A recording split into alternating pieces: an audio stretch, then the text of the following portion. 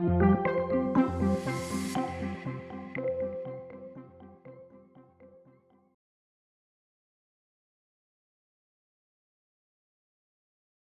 my gosh, we're almost done. It's thermo, it's the last module of AP Physics 2 Training National Math and Science Initiative for teachers. Module 8, thermo. This is a good one. I'm John Frensley. I teach at Prosper High School. We're going to look for a new AP Physics teacher for a new high school in a couple of years. Seek me out. I'd be interested in hearing from you. Like my Facebook page. Get your students to like it too. Okay, what's the focus of thermodynamics? Pretty much gases. Pretty much gases. Ideal gas law. Also, the fact that a gas is made of little moving molecules. Each moving molecule has kinetic energy. Add up all those kinetic energies, and you get what's called the internal energy, the energy contained in the gas. Your students need to be able to understand how the ideal gas law works and how a gas contains energy. Also, relating temperature to the average kinetic energy and speed of the gas molecules. If you have a certain temperature, that directly correlates to a certain average kinetic energy. But heavy molecules move slow and light molecules move fast. Make sure you're going over that with your students. How do you represent the motion of molecules using statistics principles like a distribution function? We'll talk about that soon. Energy transfer. You can transfer energy to another object two ways. One, exert a force on it as it moves. Exert a force as the object passes through a distance. That's called work. That's a transfer of energy, force times distance. There's another way you can transfer energy to a system. Cause the system or the object to touch something hotter than itself, higher temperature than itself, or touch something lower temperature than itself. That's called the process of heating, or you could call it cooling if you're touching it to something that is colder than itself. But those are the only two ways you can transfer energy. Of the heating ways, we have conduction, convection, radiation. Make sure your students understand the difference between those things. Okay, electrostatics was 19. Electric circuits was 19. Magnetism was, I can't remember, was it 12 or 8 or something like that? Thermo's the biggest one of them all. It's 20. So a fifth is thermo. A fifth of the exam so far has been electrostatics. A fifth of the exam has been electric circuits. Now you know how to get ready for your year. Don't let this be the last unit that gets skipped on. Don't let that happen. 6 weeks. 6 weeks on thermo. Yeah, I'm not joking. I'm not joking. Help students understand what pressure, volume, temperature are, the deal with number of moles, number of molecules, and that kind of thing. Help them understand what is microscopically going on. What are the molecules doing that cause pressure? Well, they're hitting the sides like that as they move randomly. What are they doing microscopically that gives them temperature? Having a certain average kinetic energy. What about number of moles? It's an easy way of counting number of molecules. Molecules don't all have the same speed, they don't have all the same kinetic energy, but they have an average. They have an average kinetic energy, and that is what determines temperature. That is what determines temperature is average kinetic energy. And temperature and the mass of a single molecule determine the average velocity. High temperature, fast molecules. Heavy molecules, slow molecules. Talk to your students about distribution functions. Don't get super deep into statistics principles. These distribution functions show up on the AP exam. Make sure your students know what they're looking at when they see a distribution function. They need to know that each molecule moves and has kinetic energy, but not all the same. They have different kinetic energies, and as the molecules collide, they're giving and taking energy, but the average kinetic energy stays the same unless you get hotter or colder. The total kinetic energy of the gas stays the same unless you receive energy from working or heating, or give up energy working or heating. And this is key, it is the internal energy of a gas. That is what determines a gas's temperature. Hot gas, high internal energy, has nothing to do with heat.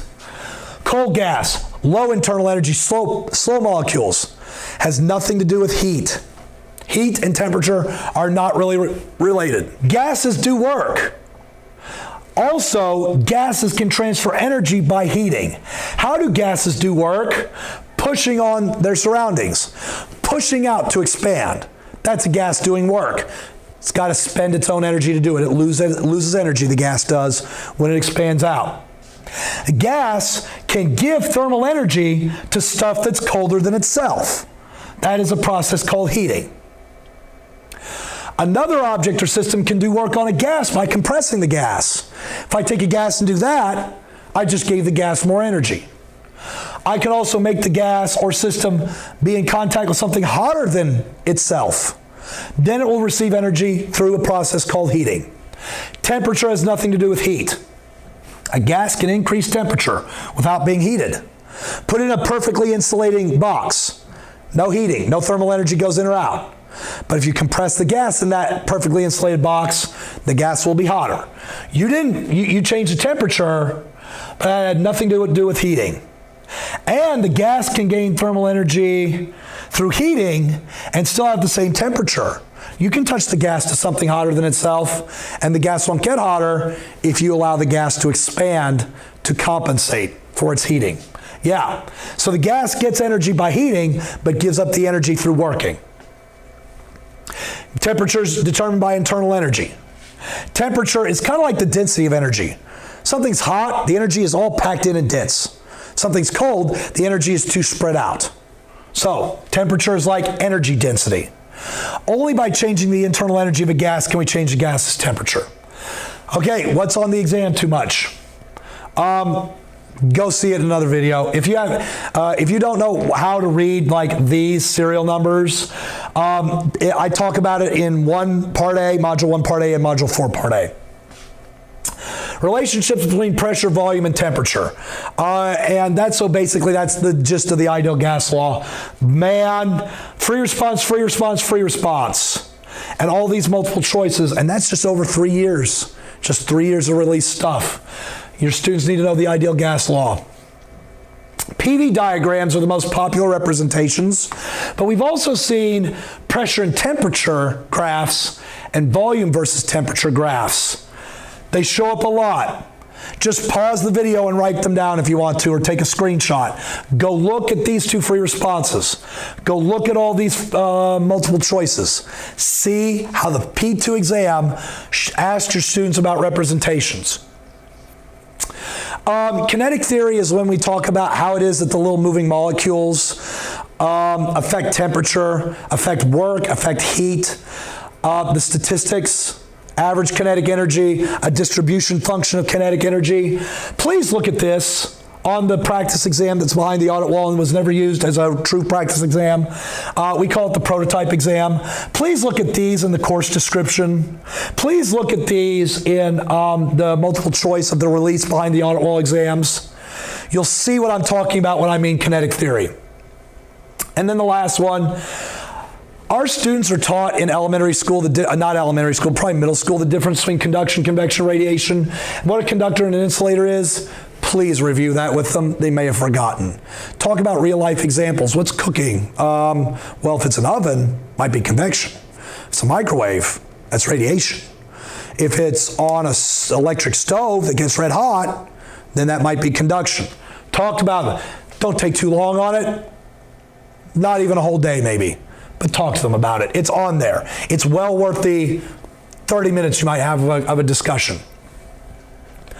Don't burn your students, but please let them experience some conduction, convection, radiation. I also have some DICE activities that I'm going to show you in Part C, where it's like, this is what statistical process is going on when conduction is taking place. I have a Boyle's Law lab and a Charles Law lab. I also have a thermal conductivity lab, and we'll see those in Part B. Doing the calculations, drawing the representations, drawing the PV diagrams correctly, the PT diagrams and the VT diagrams, and I make them draw all three. Oh, that was isothermal? Draw PV, draw VT, draw a PT diagram for all three of them. Have you ever done the can crush? Where you take the can that has the boiling water in it and crush it. I make my students do a PV, a PT, and a VT diagram for that. So, do those things. Make them calculate with delta U equals Q plus W. Always explain microscopically what's happening. Oh, here's a process. What were the molecules doing? Oh, the molecules slowed down, so they didn't push hard enough, so the piston came in. Oh, the molecules are moving faster, so they push harder. Just always be talking about what happens microscopically. Okay, so I'll see you in parts B and C, and we're almost done. We're almost done with physics 2. All right, be there or be nowhere.